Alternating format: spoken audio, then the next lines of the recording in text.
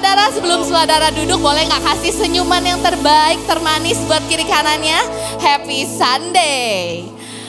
Saya Beth, saya akan menyampaikan beberapa informasi gereja ICC hari ini. Dan yang pertama, untuk para ladies.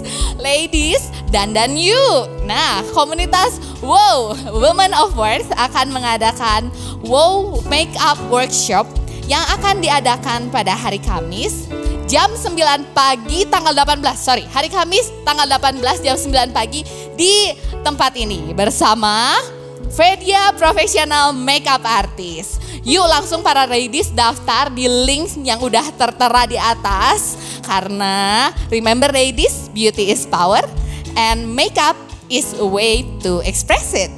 Dan berikutnya, I Can Serve berkolaborasi bersama iClick mengajak saudara jemaat di ICC untuk sama-sama terlibat dalam pelayanan misi yang akan diadakan pada hari Sabtu 20 Juli di SOS Children Village Kinderdorf Lembang dari jam 9 pagi sampai jam 12 siang.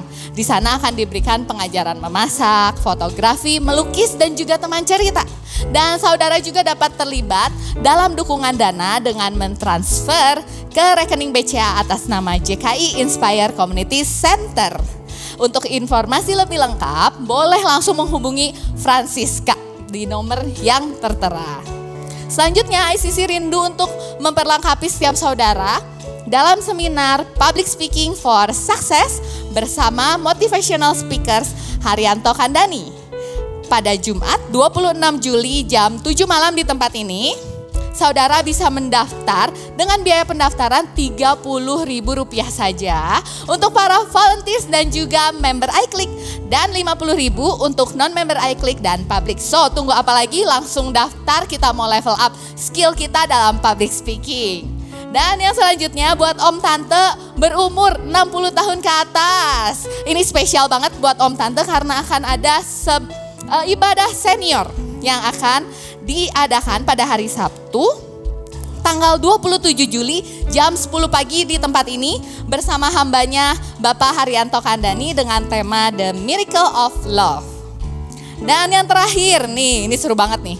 Buat para pebisnis, ICC Business Ministry rindu memperlengkapi setiap saudara bagaimana cara membangun bisnis yang berhasil bersama Bapak Setiadi Gunawan, Presiden Director PT Lumbung Pasteur Prakasa. Acara ini akan diadakan pada hari Selasa 30 Juli jam 7 malam di tempat ini dan biaya pendaftarannya Rp100.000. Bisa langsung daftar di link yang sudah tertera. Banyak banget ya acara seminar-seminar hari ini. So, di bulan ini maksudnya. So, buat para jemaat ini jangan lewatin setiap seminar yang udah ada di ICC. Jangan lupa untuk daftar. Dan yang terakhir, di lobby ICC kita lagi fundraising untuk retreat volunteers ICC. So you datang dan support. Thank you so much, ini semua pengumuman hari ini. Dan yang pastinya udah pada gak sabar untuk mendengarkan dan menerima benih firman Tuhan hari ini. Dan mari kita sambut dengan tepuk tangan Pastor Yopi.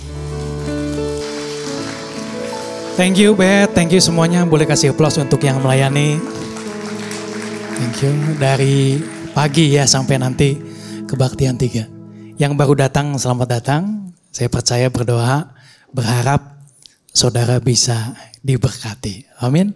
Mari kita sama-sama satukan hati. Bapak mengucap syukur hari ini kami bisa kumpul di sini sebagai satu keluarga Allah. Berbicaralah kepada setiap kami, Roh Kudus pakai lidah bibir hamba-Mu untuk menyampaikan persis seperti apa yang Kau mau. Dan segala kemuliaan hanya bagi nama-Mu, dalam nama Tuhan Yesus kami berdoa dan mengucap syukur. Amin. Oke, thank you. Shalom semuanya. Liburan sudah usai, anak-anak masuk sekolah. Ya, di satu sisi orang tua enak. Ya, kalau kemarin liburan pusing kadang-kadang ya. Mau ngapain anak? Lama hampir sebulan ya. Nah, judul saya hari ini lebih dari sekedar pelayan. Kita akan mulai di Yohanes 15 ayat 15. Ini ayat utama yang akan saya bahas. Saya akan bacakan. Dikatakan, aku tidak menyebut kamu lagi hamba. Sebab hamba tidak tahu apa yang diperbuat oleh tuannya. Tetapi aku, ini Yesus mengatakan, menyebut kamu sahabat. Karena aku telah memberitahukan kepada kamu segala sesuatu yang telah kudengar dari Bapakku. Kita akan bahas nanti lebih lanjut. Nah, sekarang kita masuk lagi ayat di 1 Tawari 27 ayat 1. Katakan demikian. Adapun orang Israel, inilah daftar para kepala puak, para panglima pasukan 1000 dan pasukan 100 dan para pengatur yang melayani raja dalam segala hal mengenai rombongan orang-orang yang bertugas dan libur bulan demi bulan sepanjang tahun. Setiap rombongan berjumlah 24.000 orang. Jadi 1 Tawari 27 ini kalau saudara baca dari ayat 1 sampai 34, kita akan lihat daftar secara terperinci nama-nama orang dan peran mereka masing-masing dalam pemerintahan Daud. Jadi ini orang-orang penting dalam pemerintahan Daud. Ya, ada panglima, ada pengurus, ada ahli kitab, ada penasehat, dan yang lain sebagainya. Nah yang menarik, waktu kita baca di ayat 33, ini ada sesuatu yang istimewa. Dikatakan demikian. 1 Tawari 27 ayat 33. Ahitofel adalah penasihat raja. Husai orang Arki adalah sahabat raja. Katakan sahabat raja. Dalam versi yang lain dikatakan Husai sahabat karib raja. Jadi ada yang spesial. Yang lain disebutkan karena posisi. Husai bukan hanya disebutkan karena penasehat, tapi dia sahabat karib dari Daud rajanya. Nah kita tahu kalau kita baca ada satu momen ada pemberontakan dalam pemerintahan Raja Daud. Ya. Absalom memberontak sama Daud. Nah kemudian salah satu penasehat yang paling terpercaya tadi disebutkan yang pertama itu namanya Ahitofel. Ini membelot. Dia ikut kepada musuhnya gabung sama pemberontak. Tetapi Husai tetap setia dengan Raja Daud. Bahkan Husai ini berani mengorbankan nyawanya membela mati-matian Raja Daud. Dia jadi mata-matanya Raja Daud. Sehingga akhirnya dengan bantuan Husai, Daud bisa mengalahkan pemberontakan. Bisa menjaga pemerintahannya tetap utuh, bisa mendapatkan kemenangan. Kenapa? Karena Husai sahabat Daud. Dia bela mati-matian Raja Daud. Dia turut berperan serta dalam kemenangan Raja Daud. Ini Husai. Kalau nggak ada Husai, mungkin beda cerita. Apa yang terjadi kita nggak tahu. Karena pada saat itu pemerintahan Daud lagi kacau. Tapi puji Tuhan ada Husai, sahabat karibnya Daud. Jadi Daud ini, Husai ini, apa yang dia lakukan bukan sekedar melakukan tugas sebagai penasehat. Tapi dia melakukan lebih. Karena dia sahabatnya Daud. Jadi ada hubungan yang lebih dalam antara Husai dengan Daud. Nah tadi kita baca di ayat pertama bahwa Yesus menyebut kita bukan lagi hamba, tapi sahabat. Dan Yesus mengatakan tadi di Yohanes 15 ayat 15, aku menyebut kamu bukan lagi hamba, tetapi sahabat. Kenapa? Karena aku telah memberitahukan segala sesuatu kepada kamu. Yesus mengatakan ini bedanya antara hamba dengan sahabat. Kalau hamba itu nggak tahu apa-apa tentang isi hati, tentang rencana Tuhan yang nggak tahu apa. Hamba melakukan apa yang diperintahkan. Hanya melakukan sekedar karena kewajiban, karena tugas. Tidak tahu apa-apa. Tetapi sahabat ngerti betul apa isi hati dari tuannya. Nah ilustrasinya gini. Kalau ada seorang prajurit gabung dalam satu pasukan, apa yang dia lakukan pertama kali? Dia harus melakukan segala perintah komandannya. Harus taat melakukan perintah komandan. Dia tahu perannya apa, fungsinya apa, tanggung jawabnya apa. Tapi lama-kelamaan seiring berjalannya waktu, prajurit ini suka ngobrol sama panglimanya, sama komandannya. Suka curhat, ngomongin masalah keluarganya begini, harapannya apa, ngopi bareng mungkin.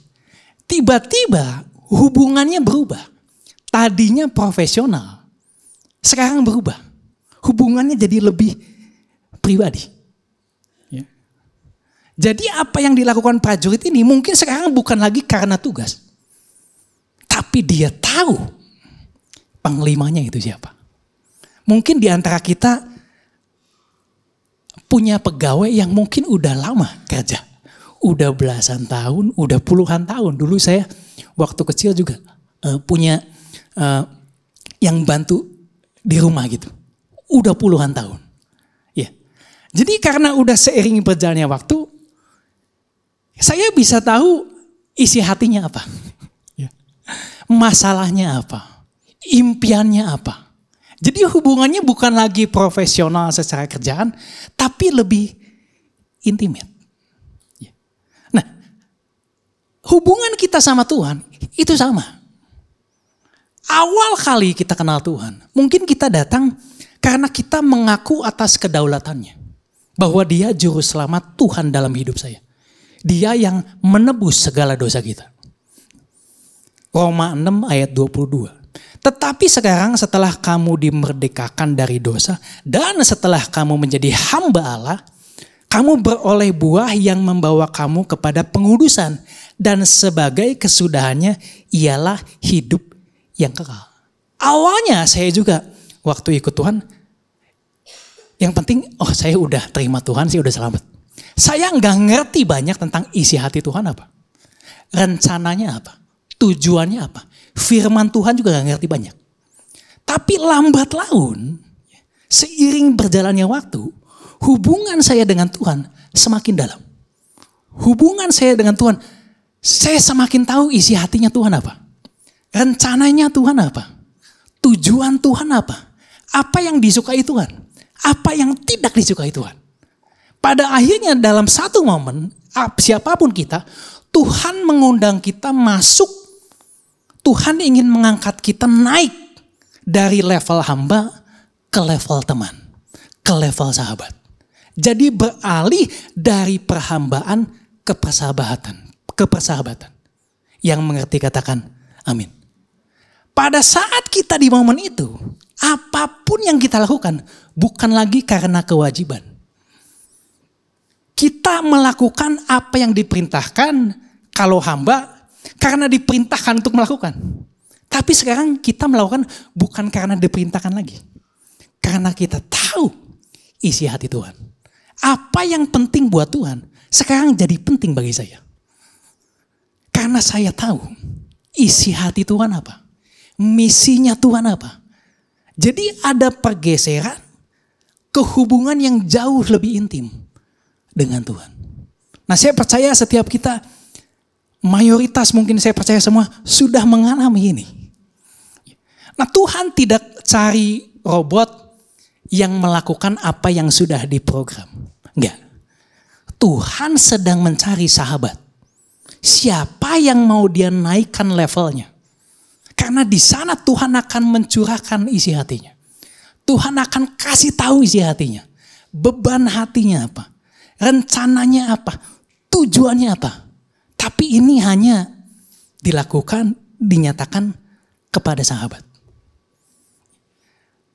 Nah, ilustrasinya gini.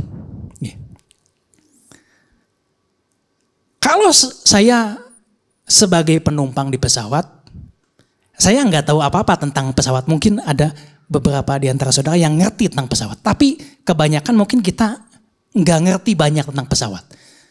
Kalau saya naik pesawat, saya cuma tahu kapan lepas landas, kapan landing. Ada jadwalnya kan, oh ini kayaknya udah mau naik nih. pasang seat belt. Udah tahu ini, udah mau naik. Kemudian waktunya snack, ada snack keluar. Ya, kemudian siap-siap lagi, mau turun. Cuma taunya itu doang. Saya nggak ngerti ada berapa banyak fungsi di pesawat itu. Bensinnya full apa setengah, ya. Ada tombolnya apa aja saya nggak ngerti.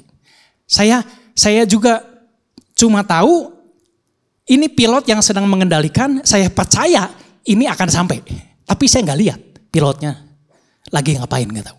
Percaya aja, ngikut aja, pasti tiba di tujuan. Tapi beda cerita kalau pilot itu manggil saya masuk ke dalam kokpit. Nah pilot ini jelasin, wah ini tombolnya apa aja. Ini fungsinya ini buat sayap, ini buat roda, dan yang lain sebagainya. Dia jelasin segala sesuatunya, tiba-tiba saya ngerti. Kemudian dia izinkan saya untuk pegang kendalinya sebentar. Nah pada saat itu, peran saya bukan lagi jadi penumpang, tapi saya jadi peserta. Saya ikut memandu, mengendalikan pesawat ini. Nah Tuhan juga sama. Tuhan mengundang kita bukan hanya jadi peserta, tapi berperan aktif, proaktif dalam rencana Tuhan di dunia ini. Yang mengerti katakan amin. Kenapa? Karena Tuhan menyebut kita bukan lagi hamba, tetapi sahabat. Tuhan sudah memberitahukan segala sesuatunya. Jadi masalahnya bukan tahu tidak tahu. Tuhan sudah kasih tahu. Tapi masalahnya, apakah kita mau naik level kita? Bukan hanya sebagai peran penumpang, tapi sebagai peran peserta. Apapun yang kita lakukan, bukan lagi karena ini kewajiban. Tapi kita mau aktif terlibat, berpartisipasi dalam rencananya. Kita bisa jadi pengaruh, kita bisa jadi penggerak yang proaktif. Nah Tuhan lagi cari ini. Ya. Dan ketika kita mau itu, Tuhan akan menyatakan isi hatinya. Karena kita sahabatnya. Yang mengerti katakan amin. Ya. Nah ada banyak tokoh di firman Tuhan yang dikatakan dia sahabat Tuhan. Enggak semua, tapi ada beberapa. Nah saya akan ambil beberapa. Pertama Abraham. Dikatakan demikian Yakobus 2 ayat 23. Dengan jalan demikian genaplah nas yang mengatakan, lalu percayalah Abraham kepada Allah. Maka Allah memperhitungkan hal itu kepadanya sebagai kebenaran. Karena itu Abraham disebut Allah. Nah kita tahu kalau kita baca selanjutnya. Allah ini hendak menghancurkan Sodom Gomora. Ya. Tapi sebelum dia pergi ke Sodom Gomora, Allah mampir dulu di tendanya Abraham. Ya. Kemudian Allah menceritakan isi hatinya. Allah tidak merahasiakan apa yang akan dia lakukan sama Abraham. Kejadian 18 ayat 17. Tuhan berkata dalam hati, aku tak mau merahasiakan kepada Abraham apa yang akan kulakukan. Luar biasa. Ya, bagaimana Tuhan tidak merahasiakan apapun antara dia dengan Abraham. Karena apa? Karena Allah menganggap Abraham sebagai sahabatnya. Kalau kita baca selanjutnya, akhirnya terjadi diskusi menarik antara Allah sama Abraham. Ada seperti penawaran. Abraham bilang, Tuhan kalau ada 50 orang di kota itu, Tuhan mau hancurkan gak? Ya. Enggak, kata Tuhan. Kalau 40 gimana? Ya. Kalau 30 gimana? Akhirnya sampai 10 orang. Luar biasa. Ini Abraham sama Tuhan lagi diskusi. Kayak teman sama teman. Ya. Dan kita tahu Abraham akhirnya jadi perantara bagaimana dia bisa menyelamatkan Lot. Artinya Abraham ikut serta dalam rencananya Tuhan. Dia ikut berperan aktif. Karena dia bukan lagi hamba, tapi dia sahabat Tuhan. Yang mengerti katakan amin. Dan Allah menyatakan karena Abraham sahabatnya. Yang kedua itu Musa. Keluaran 3 ayat 11. Dan Tuhan berbicara kepada Musa dengan berhadapan muka seperti seorang berbicara kepada temannya. Kemudian kembalilah ia ke perkemahan. Nah sama juga. Tuhan kasih tahu segala sesuatunya sama Musa. Apa yang akan dia lakukan sama bangsa Israel. Segala sesuatunya. Yang menarik gini. Ada satu saat Musa tanya sama Tuhan. Tuhan, tolong tunjukkan jalanmu kepadaku. Dan Tuhan langsung jawab. Sama Musa. Mazmur 103 ayat 7. Ia telah memperkenalkan jalan-jalannya kepada Musa. Perbuatan-perbuatannya kepada orang Israel. Versi lain dikatakan ia menyatakan rencananya. Jadi kepada bangsa Israel yang tegar tengkuk. Bangsa Israel hanya melihat perbuatan Tuhan. Kasih mujizat dan yang lain sebagainya. Tapi kepada Musa beda. Dia kasih tahu Tuhan mau lakuin apa. Dia kasih tahu jalannya. Dia kasih tahu rencananya. Luar biasa. Ini yang didapat kalau kita benar-benar hubungan kita berubah dengan Tuhan. Bukan lagi peserta. Tapi kita bukan lagi penumpang tapi kita jadi peserta. Kita jadi sahabat bukan lagi hamba. Kita tahu isi hati Tuhan. Dan Tuhan akan mencurahkan isi hatinya. Dan bahkan kita bisa diskusi sama Tuhan. Luar biasa. Jadi ini perkataan Tuhan. Tuhan ngomong. Dan Tuhan tetap akan bicara sampai saat ini. Yang percaya katakan amin. Ini Musa. Nah kemudian kita tadi lagi baca bahwa Yesus juga sama. Kepada murid-muridnya. Yesus bilang, aku tidak menyebut kamu lagi hamba. Tetapi sahabat. Dan Yesus bicara terus terang sama murid-muridnya. Yohanes 16 ayat 25 dan 29 dikatakan demikian. Semuanya ini kukatakan kepadamu dengan kiasan. Akan tiba saatnya, aku tidak lagi berkata-kata kepadamu dengan kiasan, dengan perumpamaan. Tetapi terus terang memberitakan Bapa kepadamu. Kemudian ayat 29 kata murid-muridnya, lihat sekarang engkau terus terang berkata-kata dan engkau tidak memakai kiasan. Dan kita juga tahu pada saat di Taman Getsemani, kita lihat di Markus 14:34. Lalu kata Yesus kepada mereka, hatiku sangat sedih, seperti mau mati rasanya. Tinggallah di sini dan berjaga-jagalah. Jadi Yesus mengungkapkan rencananya, segala sesuatunya terus terang, bahkan isi hatinya. Ya. Luar biasa bagaimana kita bisa sedekat itu dengan Tuhan. Ya. Tuhan bisa kasih tahu isi hatinya. Tapi tidak kepada semua orang. Hanya kepada sahabatnya.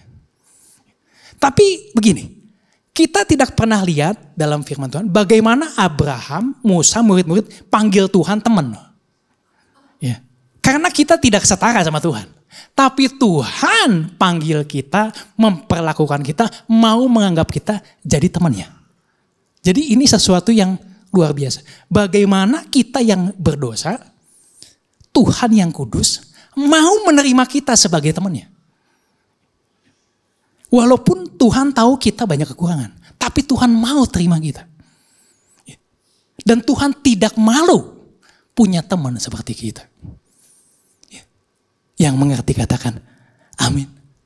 Dan yang menarik, kita bukan hanya sahabatnya, tapi kita anak-anaknya. Kita ahli warisnya. Galatia 4 ayat 7. Jadi kamu bukan lagi hamba, melainkan anak. Jikalau kamu anak, maka kamu juga adalah ahli-ahli waris oleh Allah. Ilustrasinya begini. Anggaplah ada warung mie bakso lah ya. Mungkin kebanyakan suka mie bakso. Ya. Kalau saya kerja di mie bakso. Ya. Tapi bukan hanya kerja, tapi saya punya saham 50%. Jadi saya kerja, berikut saya punya saham. Yang lain cuma kerja doang. Maka cara saya kerja beda. Karena saya punya saham di sana. Saya lebih memikirkan, saya mesti ngelakuin apa supaya mie bakso ini ramai. Bagaimana saya peduli terhadap segala sesuatunya beda sama yang di sini. Yang kerja mungkin tank jam 5 dia pulang. saya mungkin belum pulang. Saya lebih memikirkan, lebih banyak berkorban, lebih banyak mikir, lebih banyak proaktif. Kenapa? Karena saya bukan hanya kerja, tapi saya punya saham di sana. Saya ada bagian kepemilikan. Nah, kita juga sama. Kita ini bukan hanya hamba, bukan hanya sahabat, tapi jauh lebih dalam lagi, kita ahli-ahli waris. Jadi kita bagian dari kepemilikan kerajaan surga. Bukan bagian dari perusahaan mie, bukan. Ini kerajaan. Sebesar apa? Saya juga gak bisa kebayang. Kerajaan yang kemenangannya sudah pasti. Cuman Tuhan kasih kesempatan sama kita, supaya kita bisa turut berperan serta dalam rencananya Tuhan. Jadi ini kesempatan untuk kita selama hidup. Ya, kemarin malam, kemarin sama hari ini nanti mungkin saya ada pelayanan kedukaan. Ya saya sering melayani kedukaan gitu. Ya. Ada yang umurnya udah 70 tahun, ada yang 80 tahun. Tapi ada juga yang sangat-sangat muda. Hidup ini cepat sekali kayak uap. Kalau kita manasin air, kita lihat uapnya. Tapi udah gitu uapnya hilang gitu. Sebentar, hidup ini sekilas sebentar aja. Gitu. Kita datang gak bawa apa-apa. Kita pulang juga gak bawa apa-apa. Karena semuanya punya Tuhan. Kita hanya bisa merasakan, memakai, tapi gak bisa memiliki. Karena pada akhirnya kita tinggalin. Kita ada dalam perlombaan. Bukan perlombaan siapa yang paling berumur panjang. Bukan. Puji Tuhan kalau berumur panjang. Saya juga mau berumur panjang. Saya doakan kita berumur panjang. Yang percaya katakan amin. Kita mau umur panjang. Tapi yang penting bukan itu. Tapi yang penting bagaimana kita menggunakan hidup ini. Ya. Apakah hidup kita berguna atau tidak? Menjadi berkat atau tidak? Ini yang lebih penting. Ini perlombaan kita. Dan kita bagian dari kerajaan Allah. Dan Tuhan sudah kasih tahu segala sesuatunya sama kita. Jadi ini adalah panggilan sebagai bagian dari kerajaan Allah. Dan kita ini ahli warisnya. Dan semua yang kita lakukan pada akhirnya bukan lagi berdasarkan, ini bukan sifatnya transaksi. Tapi relasi. Tapi hubungan. Ya, gitu. Saya tulis begini. Tuhan menginginkan hubungan, bukan transaksi.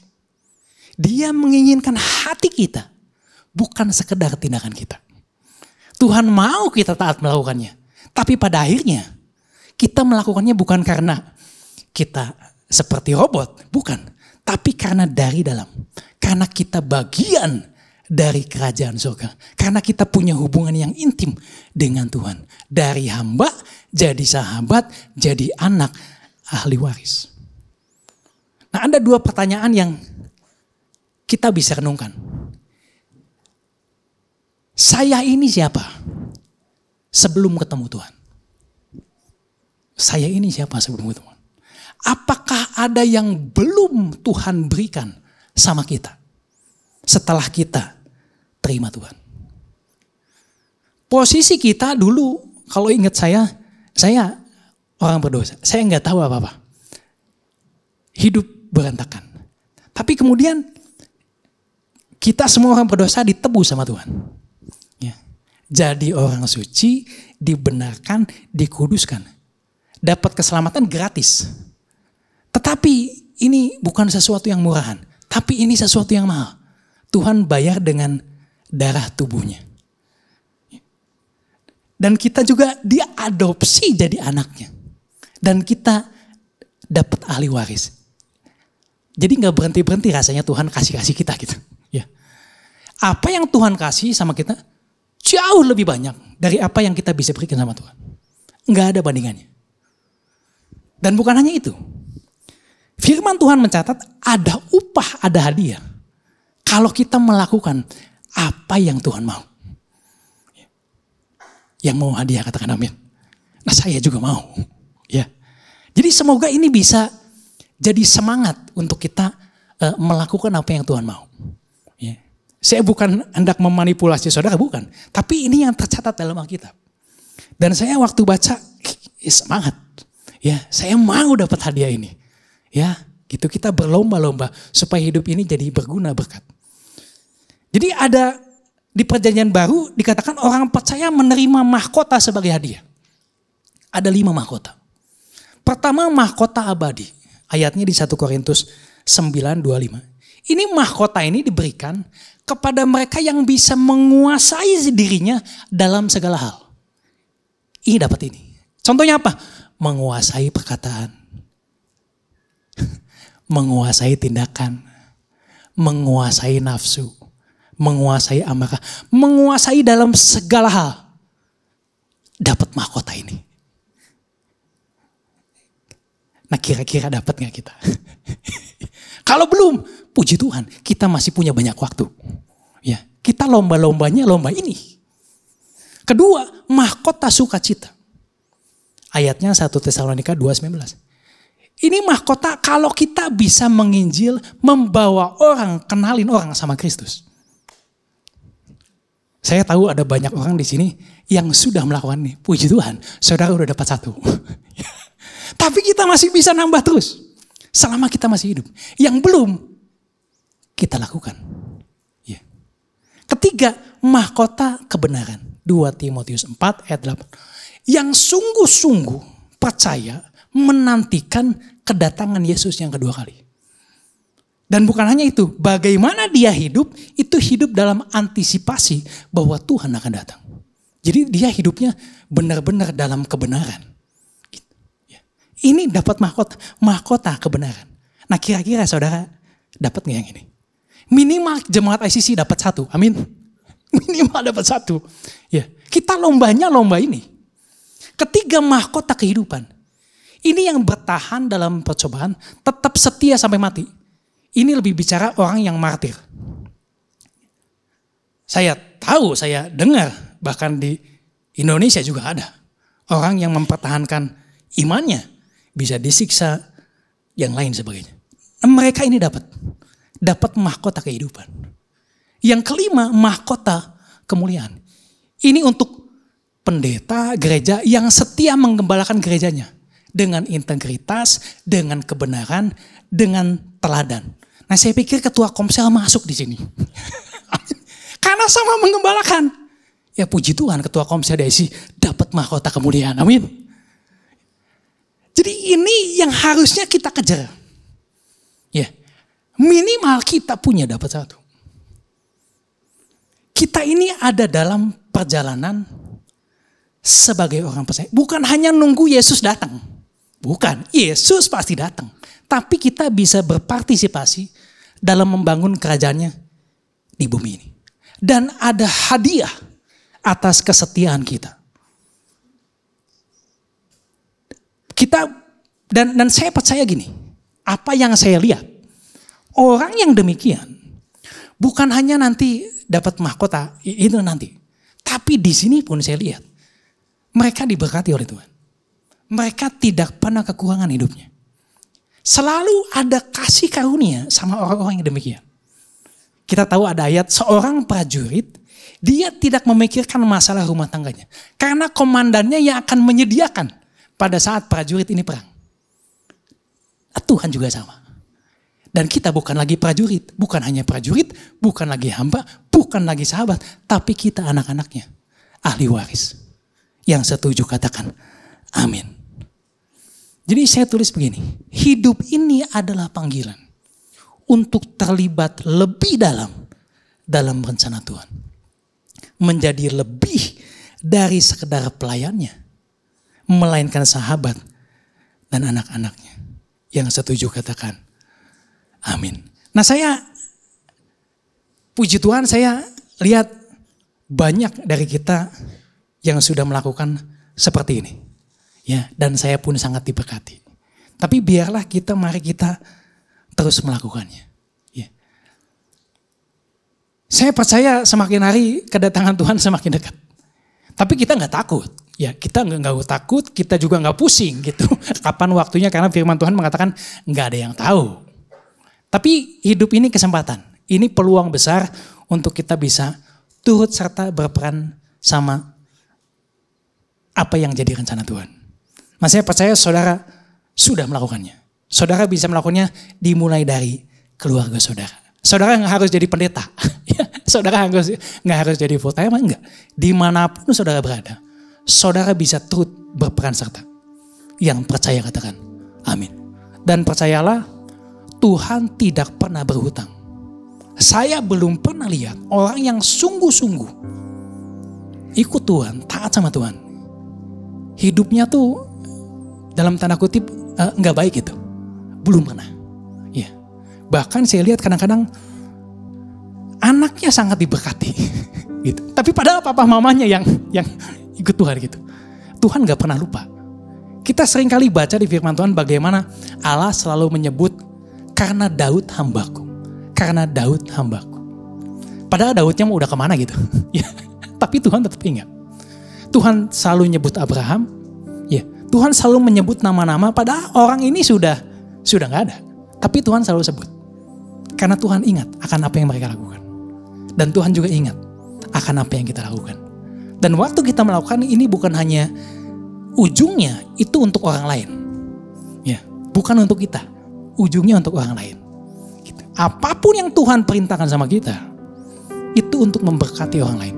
Untuk melayani orang lain. Pada saat kita melayani orang lain, kita sedang melayani Tuhan. Yang percaya katakan amin. Harapan saya kita akan sama-sama nanti kumpul. Ya, semua dapat mahkota. Yang percaya katakan amin. Yuk mari kita bangkit berdiri. Saya mau berdoa buat saudara.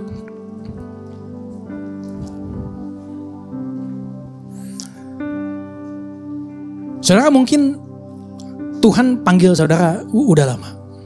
Ya. Tuhan taruh beban di hati saudara. Saudara tahu apa yang Tuhan mau. Nah, Tuhan panggil saudara untuk bisa turut serta berperan aktif. Selama masih bisa dikatakan hari ini ada kesempatan untuk kita bisa berkontribusi sama apa yang menjadi kehendak Tuhan. Percayalah, Tuhan akan mencukupkan, bahkan memberi kelebihan atas apa yang kita perlukan. Tuhan adalah Tuhan yang adil. Tuhan yang tahu segala sesuatunya. Dan biarlah panggilan Tuhan digenapi dalam hidup saudara. Amin. Ya mari kita tutup. Kita berdoa, saya mendoakan saudara. Bapa, ini kami. Kami mengucap syukur, kami bukan lagi sekedar hamba. Kami adalah sahabat-Mu. Nyatakanlah keinginanmu, rencanamu. Bahkan Engkau akan memberitahukan apa yang terbaik bagi setiap kami, Tuhan. Bagi kehidupan kami, bicaralah kepada kami dengan terus terang. Apakah dalam kehidupan keluarga kami, pasangan kami, usaha kami, apapun yang kami lakukan. Tuhan, kami mau mendengar suara-Mu, Tuhan. Nyatakanlah kehendak-Mu dalam setiap kami, Tuhan. Kami tahu Engkau adalah yang paling mengasihi, Engkau yang paling tahu apa yang terbaik untuk setiap hidup kami. Dan bukan hanya itu, kami sudah diadopsi menjadi anak-anak-Mu, Tuhan. Kami adalah ahli-ahli waris, Tuhan. Tuhan, kami mau hidup kami bisa berguna, bisa menjadi berkat bagi kerajaan-Mu dengan cara kami jadi berkat, berguna bagi orang lain, terutama dalam keluarga kami masing-masing. Terima kasih Tuhan, kami berdoa untuk setiap orang yang mendapat tantangan, cobaan ketika mereka melakukan apa yang jadi kehendak-Mu. Engkau sertai mereka, Engkau berikan kekuatan Tuhan. Damai sejahtera yang daripada-Mu turun atas mereka, Tuhan. Terima kasih Tuhan, segala kemuliaan hanya bagi nama-Mu. Dan kami berdoa untuk setiap kami yang punya tekanan Tuhan, sedang dicobai, ada godaan Tuhan, dipatahkan dalam nama Tuhan Yesus. Engkau yang akan mengeluarkan kami dari kegelapan kepada terang, Tuhan. Terima kasih Tuhan. Apa yang tertutup Kau bukakan Tuhan dalam nama Tuhan Yesus. Tuhan, kami juga berdoa, mungkin ada di antara kami yang ada dalam masalah yang begitu rumit Tuhan. Tidak tahu apa yang harus dilakukan Tuhan. Ada tekanan yang begitu berat Tuhan. Dan tidak tahu apa yang harus kami lakukan. Tapi kami percaya Engkau akan selalu menyertai kami. pertemukan kami dengan orang-orang yang tepat. Engkau akan tuntun kami masuk ke dalam jalan-Mu. Dalam nama Tuhan Yesus, Tuhan. Segala apapun yang bukan berasal daripada-Mu keluar dalam nama Tuhan Yesus. Berikan kami kepekaan bisa tahu apa yang menjadi kehendak-Mu, Tuhan. Membedakan apa yang menjadi kehendak-Mu. Dalam nama Tuhan Yesus. Segala kemuliaan hanya bagi nama-Mu. Dalam nama Tuhan Yesus. Kiranya berkat yang daripada-Mu turun atas kami semua. Yuk mari kita angkat kedua tangan kita. Tuhan memberkati, melindungi engkau. Tuhan menghadapkan wajahnya dan memberikan engkau damai sejahtera. Tuhan menyinari engkau dan memberikan engkau kasih karunia. Penyertaan Tuhan akan selalu mengikuti kita mulai hari ini sampai selama-lamanya. Dalam nama Tuhan Yesus, yang percaya sudah menerimanya sama-sama katakan amin. Puji Tuhan. Beri kemuliaan bagi Tuhan. Thank you. Tuhan Yesus memberkati.